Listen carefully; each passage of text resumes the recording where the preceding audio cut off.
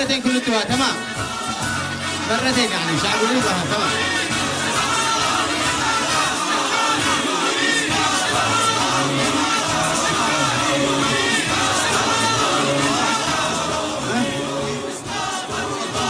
الشعب يريد إسقاط النظام. الشعب يريد إسقاط النظام. بلادي صبرتي سنة ما عاد يضرش يوم، أرجوش لا تعجلي ولو يزيد الحاوم، وإحنا ليش العجل؟ لو تسمحوا يا قوم ايش رأيكم تصبروا ولو 3 يوم؟ الشعب يريد إسقاط النظام. الشعب يريد إسقاط النظام. قولوا يا ناس رجاء العدامة بات تضر، والحكومة سم قاتل من يزعلها قبر، بيجوب الجيش كله يعلنوا حالات خطر، يقتلوكم يحبسوكم ما لنا منهم مفر. لازم يريد إسقاط النظام. الشعب يريد إسقاط النظام. إذا ضروري نتفق على خبر، مدام أنتم ما تهمون الخطر هيا نحاورهم حوار ساخن ونتفق معهم باسم المواطن. خلاص هذا آخر التجارب لأننا الشعب يريد إسقاط النظام.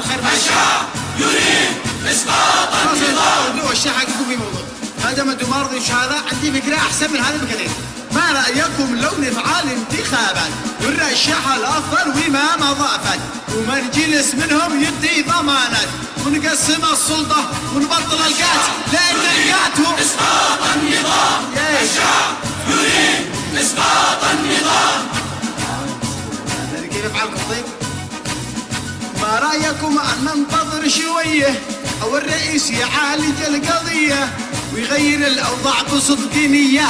الاقتراحات غير منطقية.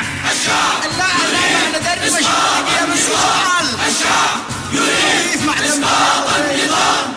ايش رأيكم يا شباب احنا وياه نجلس نعرض عليه الكلام في قاعة المجلس من غير ما تخرجوا مظاهرة تحبس؟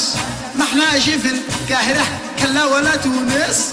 الشعب هنا يريد إسقاط النظام. الشعب يريد إسقاط النظام.